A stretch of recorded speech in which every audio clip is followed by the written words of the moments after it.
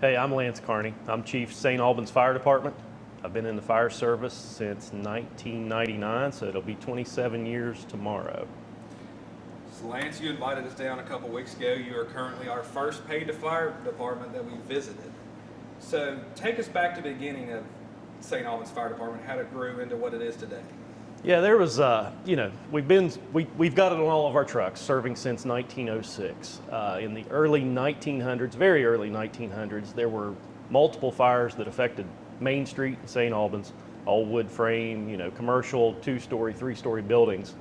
And after several of those large fires, and actually a major fire in 1906 that burnt most of Main Street down, the citizens kind of rallied and formed the St. Albans Salvage Corps, which later transitioned into the St. Albans Fire Department, volunteer fire department.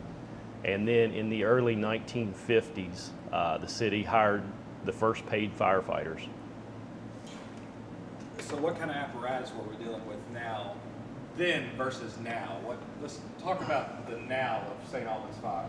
Okay, so now we have 4 Class A fire engines, 2 quints. We have a 75-foot rear mount stick and a 70-foot mid-mount quint, tower ladder, and multiple rescue vehicles, ancillary support vehicles now.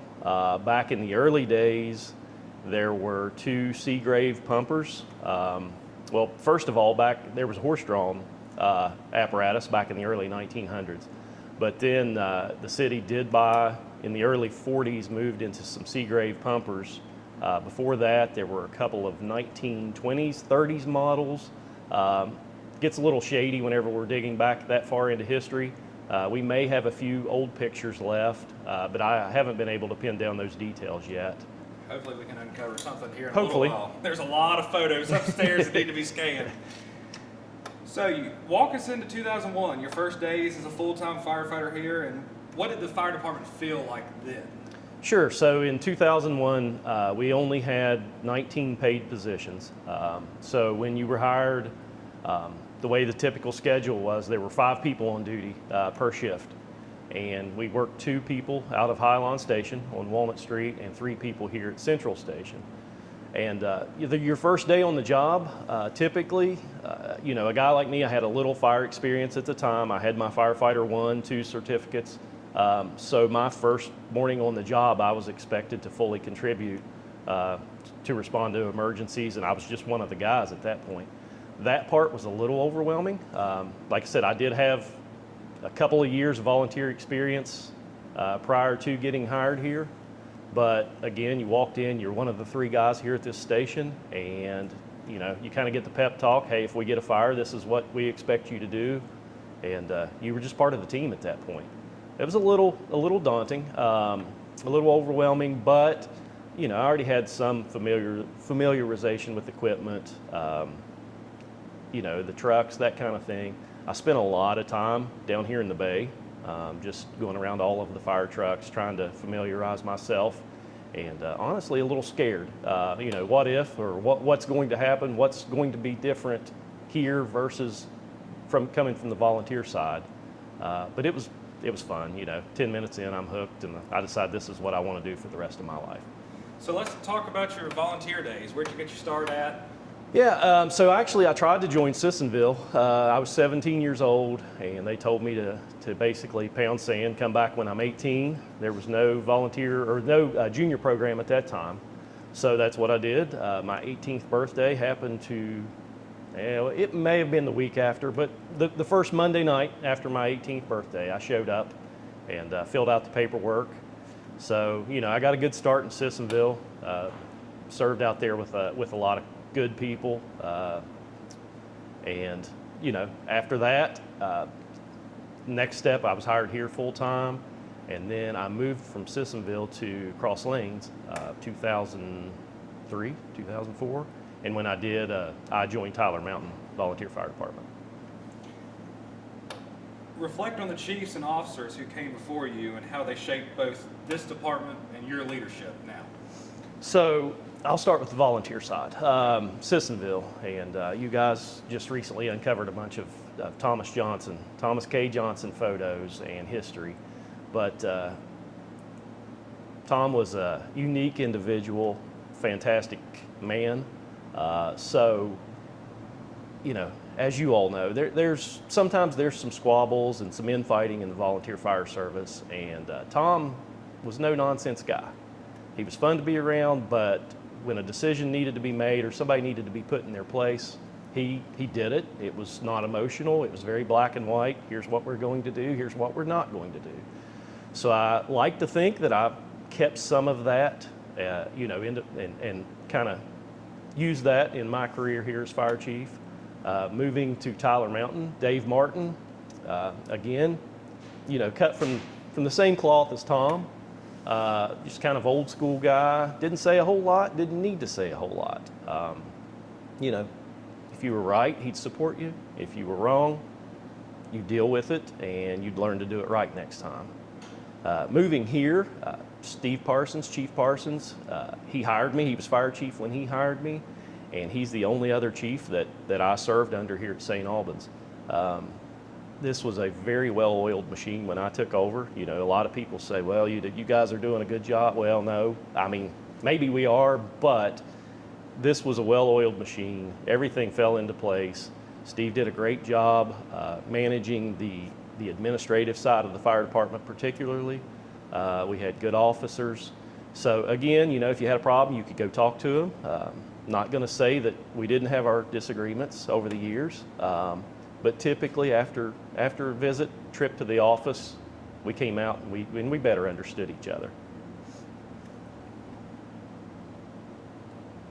Share some of the incidents that's truly defined your career, whether it be paid or volunteer.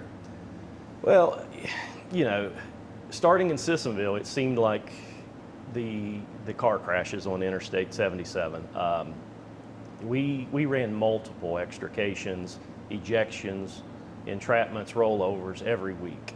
And I got my fill of that. I mean, we all were getting tired in the early 2000s. We kind of had this own, you know, our own little saying, extrication every day. And it seemed like we were on the interstate cutting cars every day. So, you know, there's a few incidents that stick in my mind, you know, just nasty, terrible accidents. Moving to the fire side of it, I think that we could probably all agree the biggest in my career is the nitro tire fire. And you'll see plenty of those pictures and documentation of that, you know, upstairs. But the nitro tire fire is one of those once in a lifetime calls. We ended up millions of gallons of water, weeks over there. It was a huge mess. It was actually 2 days before my wedding. So to say that I didn't get to fully participate in the long stretch of the call, but I was there for the first few hours, so I can always keep that one dear. As far as just, you know, fires, since fire chief, since I took over as fire chief, probably the old St. Albans Junior High. We used to sit around for years and pre-plan and discuss tactics and objectives on that fire. And then, you know, pretty early on in my chief career, wouldn't you know, we had a pretty good working fire there in the third story of the old St. Albans Junior High. And my guys, of course, like I said, we discussed it, we planned it, they stepped up and knocked it out of the park and minimized that fire. That one's going to stick with me too. Compare the culture of the department when you started to what it's like today. So the culture, sticking strictly with the culture. We've always had a great culture here. We expect people to do their jobs and to do nothing less than the best. That was something that was instilled in me early on is, you know, you're here, you're one of the proud, one of the few, to borrow a slogan from the Marines, but you're here and there's only a few of us, so you better do your job and do it well. And that continues on today. There's always been an understanding or a personal accountability has always been a big thing. Like, everyone's responsible for their own actions around here, and we're not going to collectively try to cover up any bull crap anybody does. We're going to expose it, call you out, and like I said, we're going to move on and improve from that. And I feel like my officers in particular today are great at that. We kind of have a rule like handle what you can on shift before it gets to my office. If it gets to my office, we'll deal with it, but it's usually pretty bad when it gets there. So the guys today, again, we expect each other to act and behave like grown men. That's what we are. And, we maintain a pretty aggressive approach to firefighting and rescue. We want to be there. We want to be there first, and we want to do the best job we can for sure. So kind of staying on this line of culture, what's something that you guys haven't forgotten about the fire department that the public might have? So is there anything that you do special here to keep the culture alive or tradition that may be overlooked by the public? Yeah, I mean, we promote family first. And I feel like we're different than a lot of paid fire departments or a lot of fire departments in general. It's more than a job to walk through that back door. We check on each other's families. We push family. My approach is if you've got something going on at home where you can't dedicate 100% of your attention to this job, something bad's going to happen. 100%. So we want people, again, and the guys do a great job. We're close-knit. There's 23 paid guys and a handful of volunteers here. And, very close-knit. Everybody's in everybody's business. Now, that can be good, that can be bad, but all the dirty little secrets get exposed. Yeah. But again, the culture of this place is we're a big family, and your family's my family. And if you guys need something, we'll take days off. We'll take, schedule time off. We'll help each other out. We'll fill in the gaps, and we'll take care of each other. So you did kind of bring up something I want to touch on. Explain the volunteer side of this, because a lot of people probably won't realize that you guys actually still have volunteers on this department. Correct. Yeah, I mean, obviously we started as volunteers, and that's something that we've maintained throughout history. But yeah, we still have 7 volunteers on the roster, and they don't come in necessarily and handle the day-to-day routine calls, the box alarms, that kind of thing. But structure fires, serious technical rescues, or if we have an abundance of calls, if we have a major storm blow through, what we call them off duties. We set our off-duty tones off, and that summons the guys that are off duty, obviously, and the paid on call or the volunteer guys. They'll come into the station. If it's a fire, they'll respond the same as any other volunteer fire department. They'll jump in one of the trucks and head to the scene, and they'll help us out. That's not something I plan to get rid of anytime. As a matter of fact, we're in the process of adding a few more of those positions now. It's aside from the historical aspect and the bonus of keeping that program alive, it's a fantastic program for the city. It's very cost beneficial to the citizens, and it offers additional staffing that we just can't afford to keep hiring more paid staff. So these guys come in, supplement the on-duty staffing, and it's a win for everybody.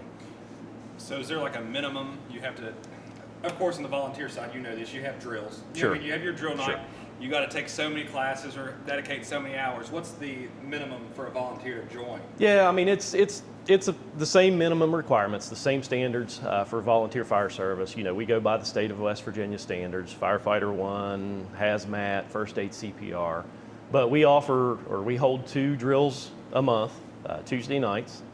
And, we'll have the guys come in, do some training, just kind of meet and greet, look over the trucks, that kind of thing, ask questions if they have any. But again, we plan to keep that aspect alive as long as we can. So now we're going to bounce back to paid. Explain what the day in the life of Lance Carney is as fire chief. Oh, the day in the life of Lance Carney. There is no standard day as fire chief. So there's bills to pay, right? Purchase orders, that kind of thing. There's payroll every day that, I have to gather payroll. There's a lot of interaction with City Hall and the political side. But, there's coming here, sometimes you have to serve as referee or father figure to some of these guys. Sometimes you come in and you join right in on the shenanigans of the firehouse. I never want to lose that. I never want to lose the ability to come in and cut up with these guys, have fun.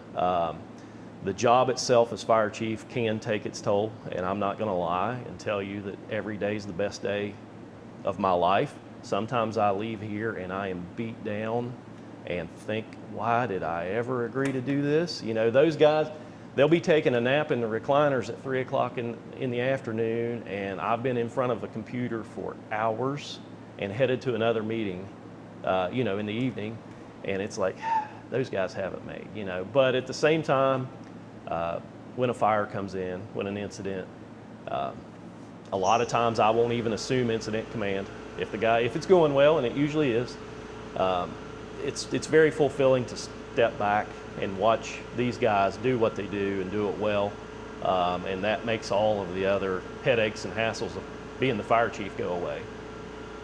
Because that was going to be my next question. You kind of asked us, like, I'm sure it's very rewarding to be a fire chief, but I'm sure you miss being a black hat some days. Absolutely. Yeah, you know, most of these guys know the best job in the world, hands down, is being a lieutenant at St. Albans Fire Department, period. It doesn't get any better. And every person throughout history that's been promoted to captain or chief at St. Albans, if they're being honest, they'll admit that too. But being a lieutenant at Highland Fire Station at St. Albans is hands down the best job there is, period. It doesn't get any better. Is there any traditions, looking into the future, is there any traditions that you hope never go away, or something that this department never loses 50 years from now? You know, the job's changed a lot in my career, but the job's the same too. I hope, regardless of who comes along, you know, the next 2 generations of employees here, I hope that they maintain an aggressive outlook toward this job. You know, we can all get bogged down in safety, the safety culture, and worrying about, you know, the risk versus benefit versus whatever. When I came here, again, if something's on fire, you better get back there and find what's on fire real quick and get close to it and put water on it. And hopefully that continues in the future. You know, being smart and aggressive at the same time, they're not mutually exclusive. And a lot of people lose that in the fire service. But, you know, if you're confident in your skills, you practice and train in your skills, there is a safe way to handle aggressive firefighting, and I hope that sticks around. Is there any certain artifact in it could be personal collection or here at the firehouse, that you hope maybe comes home or is here for the rest of St. Albans Fire? So there, somewhere out there, is a 1954 Seagrave pumper, and we've lost track of it. The last we knew, it was in southern Ohio in the early to mid 2000s. I would love to bring that home for good, whether that's personally or here at the fire station. The wife and I have had conversations. If I do find it, that I'm gonna bring it home. But that was one of our, you know, originally purchased here for St. Albans. Last I knew, it was still out there and it existed. I hope it is, but I would love to see that back in St. Albans at some point. Tamara and I are actually going down the rabbit hole of trying to locate Glasgow's original engine. Mm-hmm. What I thought was just one engine bought by a guy at Kelly's Creek was actually both of them. Oh yeah?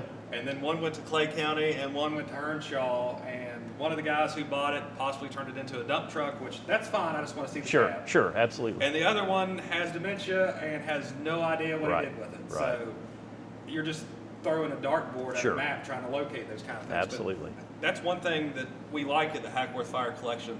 I've had so many people be like, where's this truck at now? Mm-hmm. And I've actually had some luck finding, I was able to find a tiller truck that Lewisburg bought that was originally from up Weirton. Okay. But then it just fizzles out. Right. So hopefully, you know, maybe with this page, we can try to get this out there. Let's hope. Quick delivery service in South Charleston actually owned it. They were the last private owners, and like I said, that was early 2000s, and then they sold it to someone southern or southeastern Ohio, and I haven't had any luck tracking it down past that. Hopefully we can figure that out. So we're starting to wind down here. We're going to end on this question. When you think about the day you hang it up, describe how you hope your name fits into the history of the St. Albans Fire Department. It's a loaded question. This department's bigger than I am. It always will be. And there's been some absolute terrific firefighters that have worked here and retired after 30 plus years. And I got to witness that. I got to work with some of them. And what I've learned is there's always going to be someone to step in and fill that role. So fire chief's no different, right? I worked for and with a good fire chief, Chief Parsons. And, you know, I've got my own slant, my own ideas, my own way of doing things that may or may not be different than the way they were done in the past. But whoever steps into this role, I have absolute confidence they'll do a good job. And if my name's written on a wall somewhere as fire chief, great. You know, personally, I hope that everybody that I've worked with and fought fire with and stood beside over the years, hope they have a good opinion of me, right? Hope they think he's a good fireman.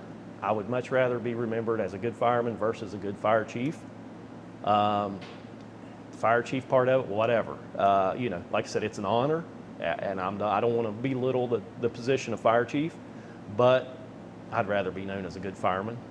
So when it's all said and done, hopefully the guys can look back and maybe find some pictures of me, you know, in gear, fighting fire, and remember me as that and say, you know, if nothing else, well, we at least survived while he was fire chief. You know, wasn't our golden years by any stretch, but we made it. We all survived, and, you know, look forward to the next guy stepping in this role. I'm going to help him any way that I can if I get that opportunity.